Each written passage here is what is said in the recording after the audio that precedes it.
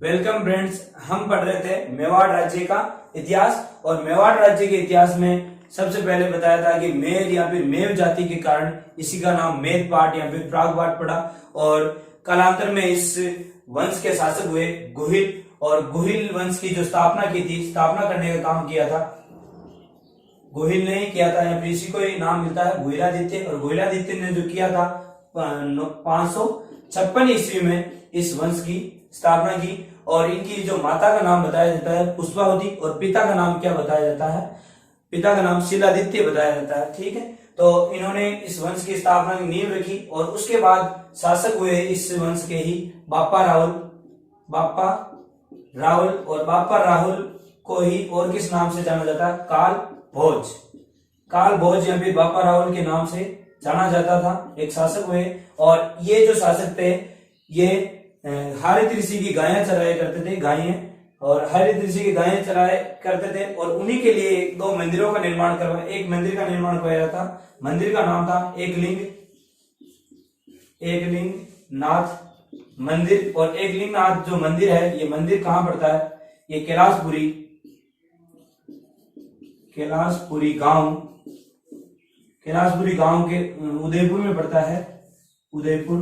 कैलाशपुरी गांव कहाँ है, उदयपुर में। ठीक है, उदयपुर में। और उसके बाद इन्होंने सास बहू का मंदिर भी बनवाया, सास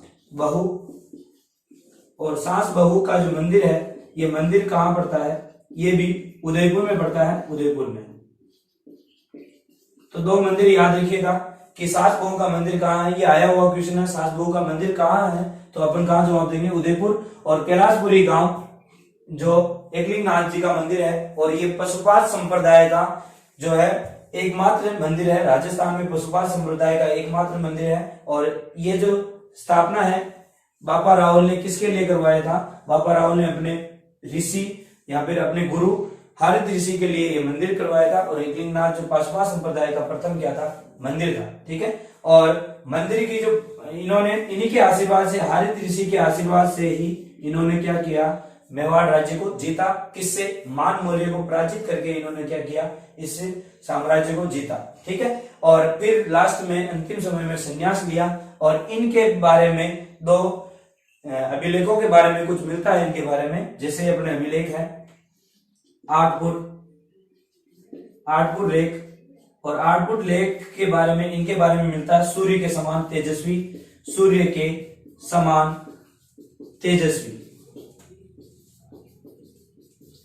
समान तेजस्वी बताया गया है आठपुर लेख में। किसी को, बापा राहुल को सूर्य के समान तेजस्वी बताया गया। तो ये भी बात ध्यान में रखिएगा कि सूर्य के समान तेजस्वी किसको बताया गया है, बापा राहुल को। और दूसरा है आबुलेख, और आबुलेख में क्या बताया गया है इनको, मेवाड़ का या फिर इस वंश का, इस गोहिल वंश का मुकुटमणि बताया गया है। कहने का मतलब जो बापा राहुल थे तेजस्वी शासक थे और बापा राहुल या फिर कालभोज इनका नाम मिलता है। हरित ऋषि की क्या चढ़ाई करते थे, गायें चढ़ाई करते थे और उनके लिए एक मंदिर का निर्माण करवाया था, एकलिंग नाथ का मंदिर। जो एकलिंग नाथ का मंदिर वर्तमान में कहाँ है, कैलाशपुरी गांव। और इन्हीं को हीरो का नाग जो है चढ़ाया जाता है, हीरो का नाग चढ़ाया जाता है एकलिंग नाथ जी को। और अपन अब पढ़ेंगे आगे अपन ने एक शासक का नाम पढ़ा था अल्लट या फिर आलूराव, अल्लट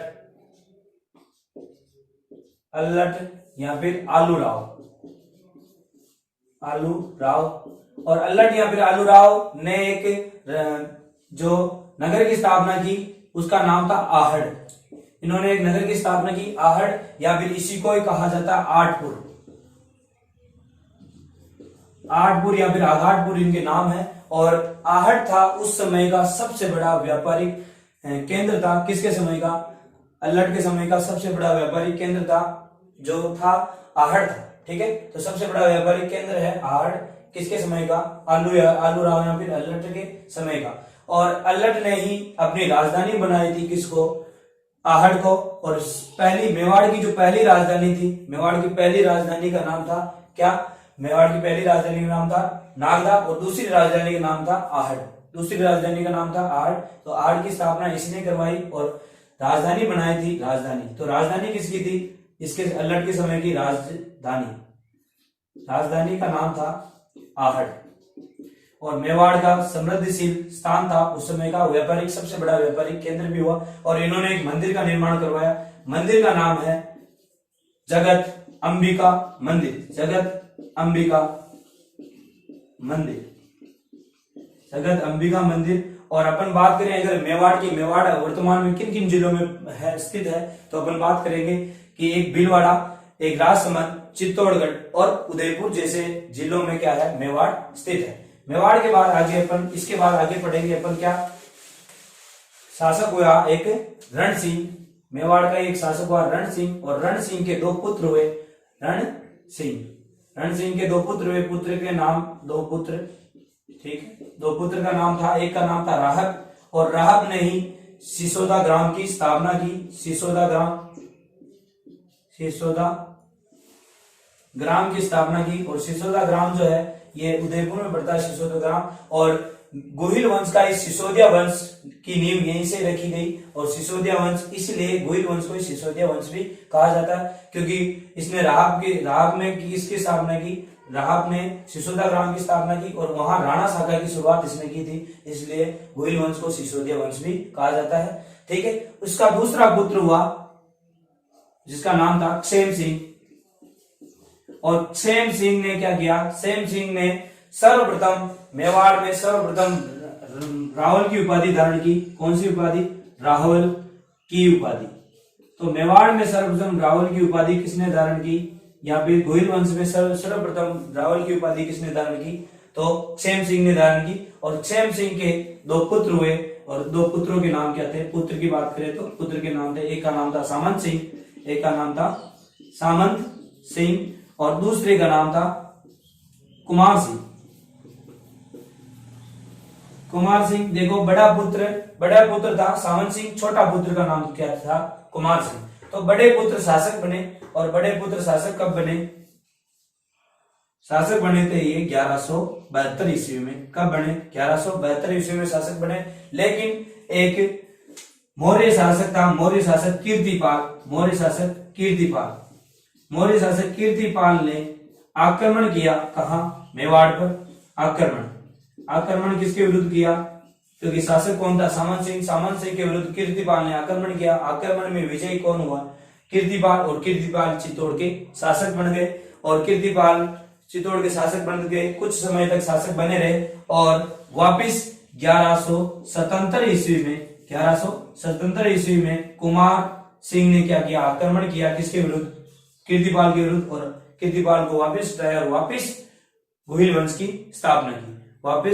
की स्थापना क्योंकि मैंने बताया था कि जो मेवाड़ इतिहास राजस्थान का सबसे लंबा चलने वाला इतिहास है। राजस्थान का नहीं, पूरे विश्व का सबसे लंबा कार्यकाल वहन करने वाला एक ही स्थान पर ऐसा वंश है। ठीक है, मेवाड़ इतिहास, और गौरवमयी इतिहास रहा है मेवाड़ का इतिहास। ठीक है, तो वापिस कुमार सिंह ने 1177 में वापिस अपना अधिकार कर लिया चित्तौड़ पर। और उसके बाद आगे शासक हुए जिनका नाम था जैत्र सिंह के बारे में पढ़ेंगे। जैत्र सिंह भी बहुत यहां से क्वेश्चन आए हुए क्वेश्चन है जैत्र सिंह के बारे में, राजस्थान पुलिस जैसे एग्जाम में। जैत्र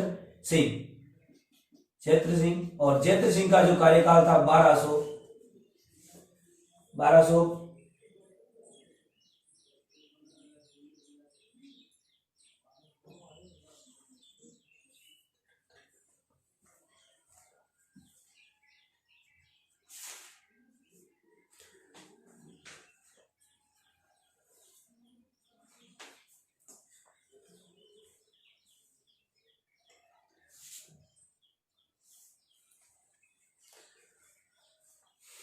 1213 से 1253 के बीच में रहता है। और कार्यकाल जैसा इनका था। और प्रतापी शासक थे, और वह पराक्रमी शासक थे।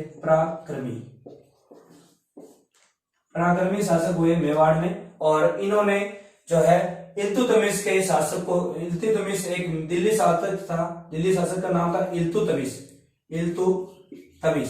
और इल्तुतमिश का प्रबल विरोध किया, इल्तुतमिश के आक्रमण का प्रबल विरोध किया। और इल्तुतमिश ने आक्रमण किया था नागदा पर। नागदा पर आक्रमण कब किया, तो सन की बात करें तो सन किया था 1226 ईस्वी में। कब किया, 1226 ईस्वी में नागदा पर आक्रमण किया, नागदा को ध्वस्त करने की कोशिश की और उसमें पराजित तो कर दिया था जेत्र सिंह ने इल्तुतमिश को। और इस युद्ध का जो नाम था, युद्ध का नाम था भूताला का युद्ध, युद्ध का नाम था भूताला का युद्ध। और ये जो भूताला का मैदान है, ये मैदान कहाँ पड़ता है, मैदान की बात करें तो मैदान हल्दी घाटी के पास। और हल्दी घाटी कहाँ है, राजसमंद में। ध्यान में रखिएगा, हल्दी घाटी कहाँ है, राजसमंद में है। तो हल्दी घाटी की बात करें तो कहाँ है, राजसमंद में। और भूताला का मैदान भी कहाँ है, राजसमंद। जिले की बात करें तो जिला कौन सा है, राजसमंद। और इल्तुतमिश ने नागदा पर आक्रमण कब किया, 1226 ईस्वी को। लेकिन जीत तो नहीं पाया, लेकिन नागदा को पूरी तरह ध्वस्त कर दिया, जिसके कारण जेत्र सिंह ने अपनी सुरक्षित राजधानी दूसरी बनाई। सुरक्षित राजधानी इसको न समझकर नागदा को असुरक्षित राजधानी समझी और अपनी राजधानी बनाई चित्तौड़ को। और ये मेवाड़ की कौन सी राजधानी थी, तीसरी राजधानी थी। तीसरी राजधानी का नाम क्या है, चित्तौड़गढ़। चित्तौड़गढ़ को अपनी राजधानी बनाया और चित्तौड़गढ़ को राजधानी उचित मानकर चित्तौड़गढ़ को राजधानी बनाया। और भूताला का युद्ध किनके बीच हुआ, भूताला का युद्ध इल्तुतमिश और जेत्र सिंह के बीच हुआ भूताला का युद्ध। और भूताला का मैदान कहाँ है, राजसमंद। और राजसमंद में ये युद्ध हुआ और तीसरी राजधानी इन्होंने बनाई। ये इसके बारे में इंपॉर्टेंट है। तीसरी बात इसके बारे में क्या इंपॉर्टेंट है, डॉक्टर दशरथ शर्मा जो बहुत बड़े इतिहासकार हुए, डॉक्टर दशरथ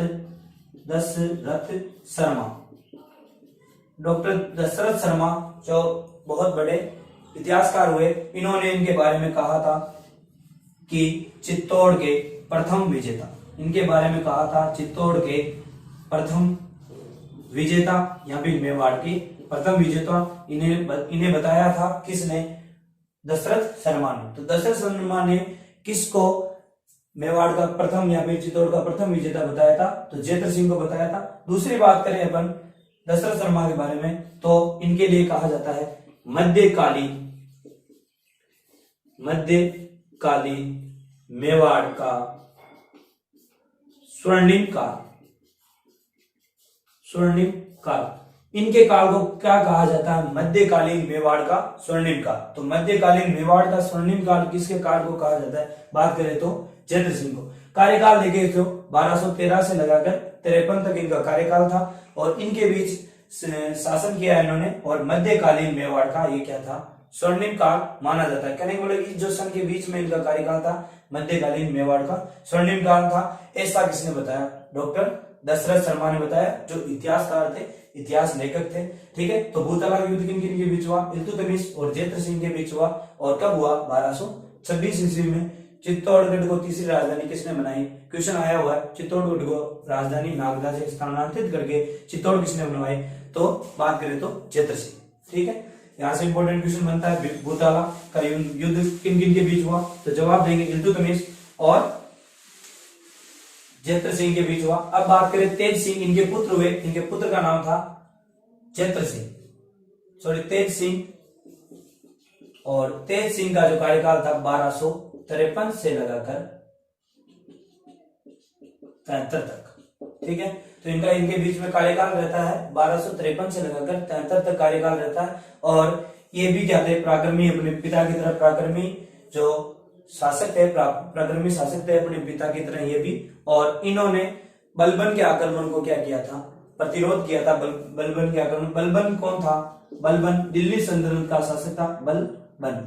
तो बलबन की बात करें तो बलबन दिल्ली सल्तनत का क्या था, शासक था, जिसका इसने क्या किया, प्रबल विरोध। और इसके समय का एक ग्रंथ है, और ग्रंथ जो था मेवाड़ का सबसे पहला ग्रंथ, मेवाड़ का सबसे पहला ग्रंथ का नाम क्या था, मेवाड़ के सबसे पहले ग्रंथ की बात करें तो श्रावण प्रतिक्रमण सूत्र चूर्णी, श्रावण प्रतिक्रमण सूत्र चूर्णी नामक ग्रंथ किसके द्वारा लिखा गया, तो इसी के द्वारा लिखा गया, श्रावण प्रतिक्रमण। मतलब इनके कार्यकाल में लिखा गया था श्रावण प्रतिक्रमण सूत्र चूर्णी। इनके काल में जो मेवाड़ का प्रथम और प्राचीन ग्रंथ माना जाता है, मेवाड़ का प्राचीन ग्रंथ किसे माना जाता है, श्रावण प्रतिक्रमण सूत्र चूर्णी। और किसके काल में लिखा गया, तेज सिंह के काल में प्रबल इन्होंने विरोध किया। दूसरी बात इनके लिए क्या थी कि पिता के समान तेज पराक्रमी थे ये भी, ठीक है, तो ये याद रखिएगा। और एक प्रथम ग्रंथ लिखा गया इनके काल में, श्रावण प्रतिक्रमण सूत्र चूर्णी। उसके बाद इनके आगे जो शासक हुए उनका नाम था शासक समर सिंह। और समर सिंह जो था उनका कार्यकाल 1273 से लगाकर 1301 के बीच था, 1273 से लगाकर। और मेवाड़ में इन्होंने सर्वप्रथम क्या किया, मेवाड़ में सर्वप्रथम जीव हिंसा पर प्रतिबंध, जीव हिंसा पर प्रतिबंध इन्होंने लगवाया था, जीव हिंसा पर प्रतिबंध। और जीव हिंसा पर प्रतिबंध लगाने का काम सर्वप्रथम किसने किया, तो समर सिंह ने किया। जीव हिंसा पर प्रतिबंध लगाने का सर्वप्रथम काम किसने किया, तो बात करें तो जीव हिंसा पर प्रतिबंध लगाने का सर्वप्रथम काम किया। और चीरवा अभिलेख में इनको क्या कहा गया, चीरवा अभिलेख है, चीरवा अभिलेख। और चीरवा अभिलेख में इनको कहा गया प्रतापी शासक, परम प्रतापी या फिर पराक्रमी शासक इनको कहा गया, परम प्रतापी शासक इनके बारे में कहा गया। तो ये भी ध्यान रखेगा। और इन्हीं के पुत्र हुए, इनका पुत्र का जो नाम था, योग्य पुत्र थे रतन सिंह और रावल रतन सिंह, जिनके नाम से जाने जाते हैं। इनके पुत्र का नाम क्या था, पुत्र रावल रतन सिंह, रावल रतन सिंह। और रावल रतन सिंह का जो कार्यकाल था 1301 से लगाकर 1303 तक इनका कार्यकाल रहता है, ठीक है। और इनके समय 1303 में अलाउद्दीन खिलजी द्वारा चित्तौड़ पर आक्रमण किया गया, पद्मावती और जौहर उस समय हुआ था। और यह जो जौहर था चित्तौड़ का प्रथम जौहर कहलाता है या फिर प्रथम साका था, ठीक है। साका और जौहर में अंतर समझिएगा। जौहर एक होता है जौहर और एक होता है केसरिया। और पहले जो इनको समझेंगे, जौहर क्या होता है, जौहर होता है